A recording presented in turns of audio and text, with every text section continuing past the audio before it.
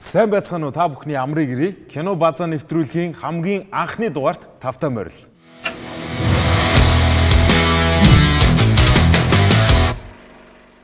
Тэгэхээр кино базаа нэвтрүүлгийн онцлог нь юу вэ гэхээр за энд сууж байгаа бид дөрвийн хувьд гэвэл төдийлөн хүмүүсийн мэддэггүй мөртлөө маш гүн утга агуулгатай аль эсвэл агуулгын хувьд хийцийн хувьд одоо үн цэнтэй тэрхүү уран бүтээлүүдийг бид сонгож ярилцаж тэдгээр уран бүтээлүүдийг задлаж ярих ийм зорилготойгоор энэ цугларсан байгаа. Тэгэлгүй яг хөө тэгээд хэрвээ та бүхэн кино сонирхогч кинонд үнэхээр л хайртай бол бидний нэвтрүүлгийг бас дуустал үзэж хамт байгаарай. Тэгээд нэвтрүүлгийн дуусны дараа ч гэсэн бас хамт байхыг уриалж байна. Тэгэхээр за өнөөдөр хамгийн ихний дугаар та бүхэндээ хүрж байна. Тэгэхээр өнөөдрийнхөө дугаараар бид бүхэн онцолж байгаа нэг кино маань эхний кино маань болохоор саяхан буюу 2018 онд гарсан Mission Impossible цувралын 6 дахь анги болж гарсан Fallout киног ярина. За тэгээд нэвтрүүлгийнхаа төгсгөл бид бүхэн 2019 онд гарах нэг гайхалтай киног хайлтгаан дурдаад хайлтгаан ярилцаад нэвтрүүлэг маань дуусгах юм байна. Ер нь бол энэ маягаар явна.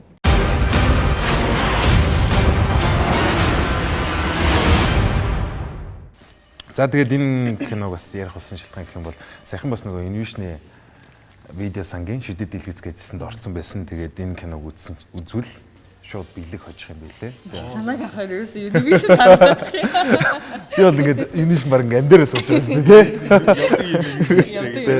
Явдаг Википедиа гэдэг шиг. Тэгээ шагнал авах суглаа юм уу эсвэл шагнал авч байгаа юм уу? Биелэг өгдөг. Ер нь бол тэр маш олон гоё кинонууд байгаа. Тэгээд тэр кино үзэх хүртэл биелэг өгдөг тийм зэс байгаа. Тэгээд тэр зэсийн дунд Mission Impossible гэд маш гоё кино байсан. Тэгээд сонгож авч ер нь бол одоо хэдүүлээ ярилццгаая. Тэгэд Mission Impossible-ыг бас ярих болсон шалтгаан гэх юм бол энэ цуврал одоо акшн кинонууд дундаасаа хамгийн гэдэг тодтоглолуудыг авсан. Хамгийн өндөр орлого, хамгийн өндөр одоо IMDb үнэлгээ буюу 7.9 тэ эсвэл хамгийн урт хийгдсэн анги гэдэг ч юм уу. Дандаа хамгийн шилдэг гэсэн тодтоглолуудыг авсан анги учраас хамгийн удаан бүтсэн бас. Тийм бас хамгийн удаан бүтсэн, хамгийн их зовсон, зовлогоо зовоолсон гэх юм уу тэгж бүтсэн тийм анги байгаа.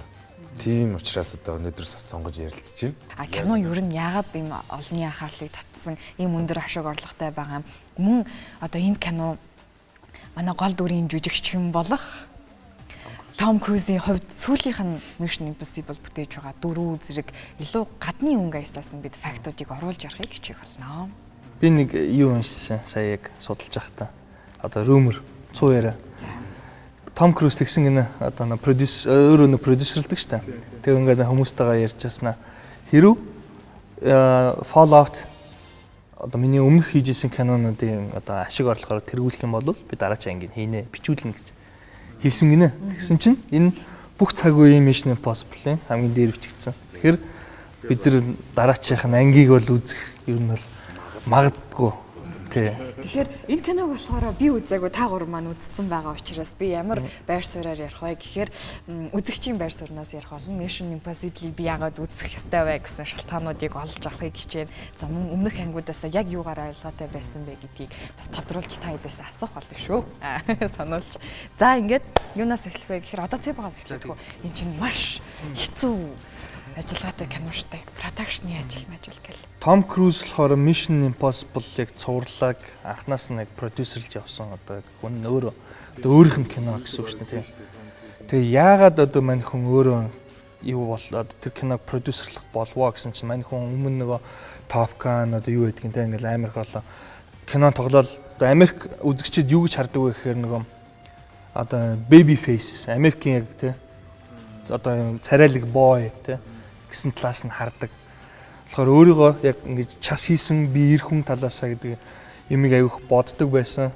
Тэгээд нөгөө 80 онд гэлөө 70 онд нөгөө Paramount-ийн телевизийн цуврал Mission Impossible гэдэг цуврал бас гардаг байсан юм байлаа. Тэгээд өөрөө бас ремейк юм уу? Тэг ремейк гэхгүй юм чинь. Тэгээд өөрөө болохоор тэр багада тэрийг аяух үзэх дуртай. Өөрийнх нь юу байсан биш. Телевизийн олон ангит таахгүй. Тэгээ бас яг юм юу юм бэлэдшгүй даалгавар биелүүлдэг. Тэгээ багада айгүйх одоо багадаач гэж яг залуу байхдаа тийнейж байхдаа айгүйх үзэх дуртай байсан. Тэгээд одоо кастинг директор гэж үүдэг те дүр ингэж хайж явдаг. Тим эмэгтэй Паула Вагнер гэдэг эмэгтэйтэй танилцаад Круз Вагнер гэдэг продакшна байгуулад тэгээд Paramount одоо тэр студидтэй одоо нэг тусгайлан одоо тийм гэрээ хийгээд архив руу н ороод ингээд нөгөө хоёр чи ямар кино хийх үү бүх юмнууд ингээд түүхийн судалж агаад Том Круз одоо тэрийг юу Mission Impossible-н харсан байгаа байхгүй. Хараад энийг ингэж ребут хийхэд болох юм байна гэдэг саналыг дэвшүүлээд тэр нэг Паул Вагнертайгаа тэр киног хамтдаа одоо тэр компаниараа продюсерлаад Mission Impossible 1 2 3-ыг продюсерлж явсан юм байлаа. Тэгээд тэр нэг 2007 8 онд тэр Паул Вагнертайгаа жоохон нэг мөнгөний ч юм энийг юм асуудлаас болоод тэр нь гарч яваад дахиад өөрөө үргэлжлүүлээд энэ франчайзыг өөрөө бас санхүүжуулаад өөр хүмүүстэй ингэ санхүүжуулаад одоо хүртэл ингэ аваа яваад явж байгаа юм байна. Тухайн үйл явдал хэдэн он болсон гэлээ? Юуны? Саяны компани 93 онд байгуулагдаад тэр 96 онд анхны Mission Impossible гарсан байхгүй. Тэгэхээр нэг 94 5 оны бол үйл явдал гэсэн үг. Ямар сайхан залуу байлаа энэ зүүн. Та үзчихсэн үү анхны Mission Impossible? Жан Рено тэгээд тэр нөгөө нэг вертолет ирээл нөгөө яг нөгөө тэр нөгөө богооны артал ингээд суудсан тэгээд вертолет ирээл тэгээд яг нөгөө хамгийн амар ингээд үзүр болцсон ингээд зогсоол. Тэр манерийн царай тэрэн дээр бол тэгээд ингэж байгаа байхгүй. Одоо эн чинь spy movie те. Spy movie юугээрээ ингэж хүмүүсүүдийг татдаг вэ гэсэн чинь ийм жанжин шугам байдаг гинэ. Одоо Бонд ингэ харахад те. Тэгэл гаджет ашиглаж гин, дэлхийг аврах чинь, дэлхийг сөнөөх гэж байгаа нэг хүн байна. Одоо тэр Джеймс Бонд ч юм уу, скол тэр нэг Ethan Hunt байхгүй бол дэлхийг сөнөхөөд байдаг те. Тиймэрхүү ингэ юм жанрууд. нэг гой хүүхэн. Тэгээ хэмхтэн хүн байдаг гэдэг ийм жанжин шугам байдаг гинэ. Тэгээд энэ ерөөсөө энэ бүх шалгуурууд энэ жанжин шугамаараа л явдаг. Тэр нэг үйл явдал нь бол жоохон ингээл өөрчлөгддөг. Хамгийн гол нь яг энэ үзэгчдэр юугаа татчихин гэхээр мань хүн өөрөө агүй сайн нэгт маркетинг хийж өөрөө нэгт өөрөө A-list жүжигчин дээ. Одоо юу гэдэг стантуудаа би өөрөө дандаа бүгдийг хийдэг. Тийм. Нөгөө өмнөх анги дээр те Ghost Protocol нөгөө Rogue Nation дээр тэр онгоцноос явдаг Бурж Калифа руу авирдаг. Энэ юмнууд нь өөрийнх нь одоо юу гэдгийг өөрийнхөө сурчлах тэр киноных нь хэрэгсэл болоод байгаа байхгүй. Тэр Лондонд хүртэл одоо тэр хөлөө бэртээдэг те. Би тэр sky diving тэгэж унлаа. Тэдэнд 7 хоногт идэж явлаа гэдэг чинь ерөөсөө тэр орон тоглогчгүй өөрөө бүх юм айдаг. Айгүйх юу татаад байгаа болов гэж. Ер нь бол үнэн багталаа тийм. Яг үнэ. Яг тэгэхээр хамгийн сүүлийн одоо яг бидний ярьж байгаа кинон дээр болохоор зөвхөн тэр Fallout дээр sky diving хийдэг хэсгийг авахын тулд манер яг тэр нөгөө нэг цуг sky dive хийж буух нөгөө жүжигчнтэйгээд нөгөө хоёр найруулагч биш операторуудтайгаа хамт 1 жилийн туршид зөвхөн тэр хэсгийг авахын тулд бэлтгэл хийсэн гэж байгаа. Тэгээд хамгийн амар нь яг ингээд нөгөө нэг тэр ингээд доошоо ингээд бууж байгаа тоон болохоор 106 удаа доошоо ингэж дайв хийж буусан.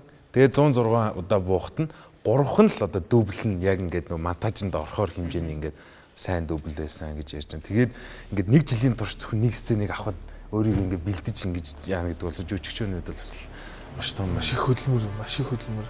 Тэр нь ч харагдчихилээ тийм энэ кинон дээр тэр тэнгэрээс нисдэг сцен бол ёо ясал.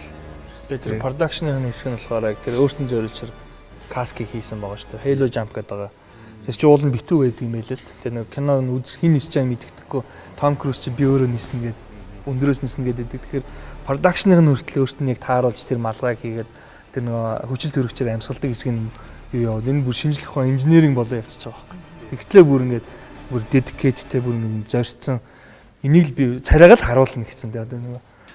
Тэгээд stunt гэдээ ярьсан чинь Том Круз болохоор энэ кинон дээр одоо бүх юунуудаа нөгөө нэг орлон тоглогчгүй хийжсэн. Тэгээд нөгөө машинтаа ингээд хөөцөлддөг хэсэг дээр өөрөө машинаа жолоодсон. Тэгээд хамгийн дээд хурд нь 180 хүрж исэн гэж явах. Дотор ингээд хөөцөлддөг хэсэг дээр. Тэгээ манер болохоор дрифтлдэг, үсэрдэг, хараадаг машинтаа хийсэн бүх үйлдэлүүд дээр амар тийм өндөр чадварыг үзүүлдэг.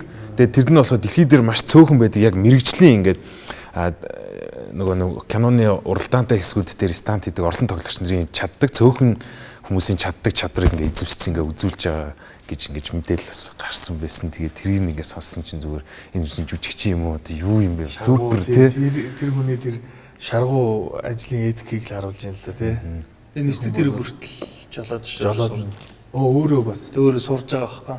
Гэтэ яг мэдээж 100% тэр юм дээр ихгүй л дээ. Гэхдээ ямар ч лсэн нэстэг тэрэгний жолоочийн сургалтанд бол суугаад тэр яг яаж одоо тэр жоох ингээ худлаа харагчих муухай харагдан гэдээ бас тэр хүн санаа зовоод шүү дээ. Судалгаа айгуу дөрвийн судалгаа өөрөх юм айгуу. Сайн чинь. За, ерөөхдөө Том Крузыг одоо яриад ивэл дуусахгүй үнэхээр мундаг одоо ийм жүжигчин тийм. Mission Impossible ярьсан чинь зүгээр л Том Крузыг л ярьсаар. Тийм, Том Крузыг ярьсаар байна. Тэгэхээр би ингэж бодлоо бусад жүжигчдийн бас жоохон цогс яриа гэж бодож байна. Мэдээж Том Крузээс гадна маш олон гоё жүжигчдийн кинон дээр маш чимэг болдог. Тэгээд ер нь альва киноны миний яг бодол гэх юм бол эсрэг талын дүрн жүжигч нь маш сайн байж тэр киног бас ингээд дээшээ авч явд юм болоо гэж боддог л та. Тэгээд эсрэг талын дүрд тоглосон нэг гоё жүжигч нь тоглосон байдаг шүү дээ. Тэр жүжигч нь бас юугаар онцлог гэхээр Mission Impossible-ийн түүхэнд хоёрч ангид дараалж эсрэг талын дүр болсноороо одоо бас түүхэнд бичигдсэн байгаа. Тэгэхээр бас ямар чадвартай гэдгийг харж байна. Найруулагч нь бас. Тий, найруулагч нь бас түүхэндээ ингээд. Найруулагч нь бас нэр түүхэндээ.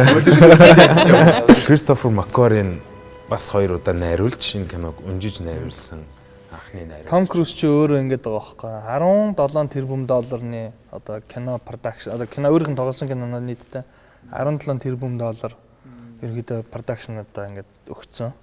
Зөвхөн Fallout дээр гэхэд 1 тэрбум 500 мянган долларыг одоо биш Fallout гэнэ Mission Impossible цуврал 6 ангийн цуврал дээр 1.5 тэрбум долларыг орлого ингээд оруулж ирж байгаа байхгүй.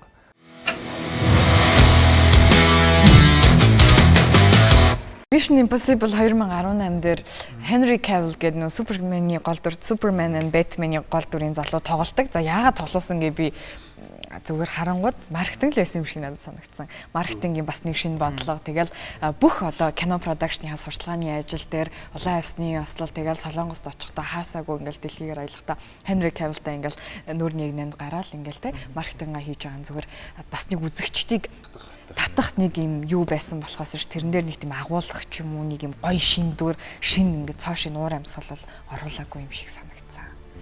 Та нар юу гэж бодож байна гэсэн үү? Яасан? Тэр бол үнэн. Яг Henry Cavill бол одоо акшн кинон дээр бол юм түлхүү гарч байгаа штэ. Одоо жишээлбэл сүүлийн 2 Superman, Batman, Justice League гэдэг нь Henry Cavill Superman-ыг авч явж байна те. Superman болцсон. Тэгээд нөгөө нэг People from the Smart үлээ бас нэг Английн нэг тагнуулын газрын кино шиг юм дээр бас яг тэрнэрхүү ингээд ижил төстэй юм. Бас л яг нэг тасархаа юм те. Зодонч нөхрийн дүрийг гаргаад яваад байгаа бас ингээл нэг гоё залуу яваад. Тэгээд одоо Henry Cavill яг тийм гоё агуулга сайтай ч юм уу те өөрийнх нь дүрийн характерыг эрс тэрс өөрчилсөн тийм уран бүтээл тоглол бас ямар ах болоо л гэж их хүлээлттэй байгаа даа л та. За тэгэхээр ерөөдөө Mission Impossible Fallout гэдэг ангийг бол багаан ч гэсэн бид нэр ярьлаа. Тэгээд би яг дуусаас нэг ганцхан асуулт асууж уу. Mission Impossible өмнөх ангиудаас яг юугаараа гоё байсан? Яагаад үзэх ёстой шалтгаан ганцхан шалтгаан гоё дуртад явчихдаг уу? За миний хувьд бол энэ байгалийн зураг авалтууд нь ёстой айгүй гоё газар маш үзэсгэлэнтэй тийм байгалийн газруудад зураг авсан юм шиг санагдав. Хамгийн ихний кадраас өсвөлэлтэй тэр одоо тэгэхээр бас спойлер болчих. За баярлалаа. Тэгэл тэр одоо жишээлбэл нисч буудаг ч юм уу те. Тэгээд дээрэс нь нөгөө тэр хот дотор ингээд уралдаан болоод явж явах те. Гардаг энэ хамгийн гоё сонирхож байгаа юм нь өмнөх даалгавруудыгаа эвдсэн тийм хэцүү даалгавар байж чадсан уу? Өмнөх даалгаврууд нь бас л чангартай. Энэ даалгавар бүр илүү хэцүү, бүр илүү oh my god гэж бодсон. Тэрийг ярих гэхлээр спойлер болох. Ер нь байж чадсан уу? Чадсан чадаагүй. Гэхдээ тэр ер нь бол байж чадсан болол энэ рекорд эвдсэн байлгүй дээ. Миний хувьд л чадаагүй гэж. Таны миний хувьд болохоор юу яасан? Өмнөх ангиуд дээр байгаагүй хамгийн одоо гоё зүйл гэх юм бол анх удаага хайрын гурвалжин гарсан. Эд хаан тагнуулчин хуучин ихнэр шинэ найз бүсгүй тэр гурав нэг тэгээд трейлерыг үзээд тавсан жүжигчдийн хараад за энэ гурав гарах нь Эд хаанд хэнийг сонгох бол хэнийг нь өгөх болов яах болов гэдэг надад ингээд асуултын тэмдэг үүсээд өмнөх ангиуд дээр ерөөсөө тэгж байгаа шүү дээ. Нэг бол их нэртэйг ингээд байгаа. Эсвэл нэг өөр хүүхэндээ ингээд тэгсэн. Тийм шүү дээ. Эхнэрээ ингээд хайртай болохоор явуулцдаг шүү дээ. Энэ киноны бас яг үндсэн сэдв болж орж ирдэг. Ерөөс хамгийн ихнийхэн гадаас бүр гуруулаа биш дөрүүлээ юм байна. За тэгэл дөрүүлээ. За ингээд үлдээ. байсан. Та заавал Тэгсэн чинь амар сонирхолтой байсан шүү дээ. Maybe we need to reconsider that.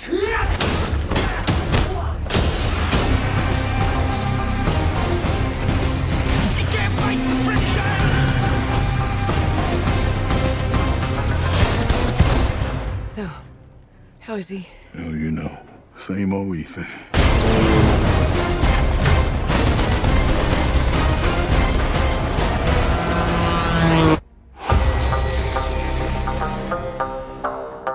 За тэгээд та бүхэн Mission Impossible Fallout ангийг үзхийг хүсэн бол энэ Mission видео сангийн шидэт дэлгэцснээс үзээд бас гоё бэлэг аваарай гэж хэлмээр байна. За тэгээд нэвтрүүлгийнхаа дараагийн хэсэг рүү оръё. Энэ бол одоо төгсгөл хэсэг одоо болж байна.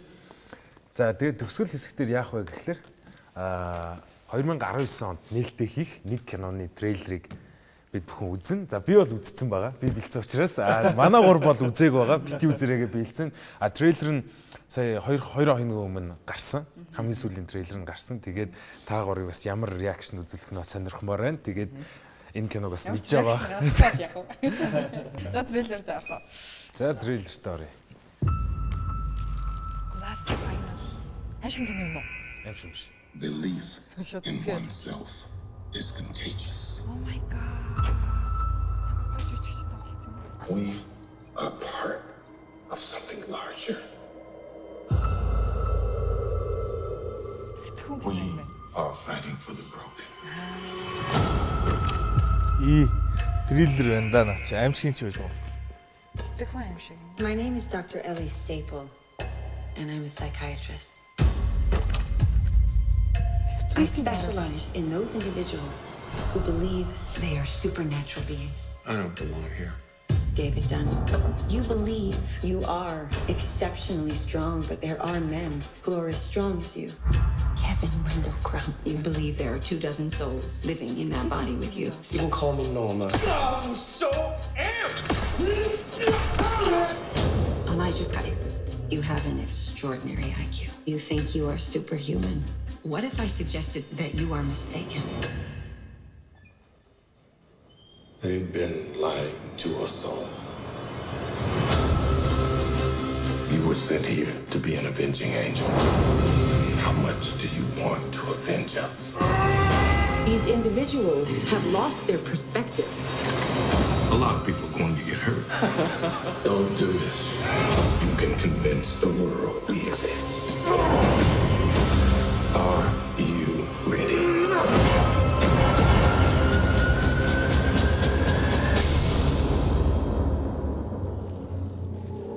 This is where they would paint you with big eyes and bubbles of confusion above your head.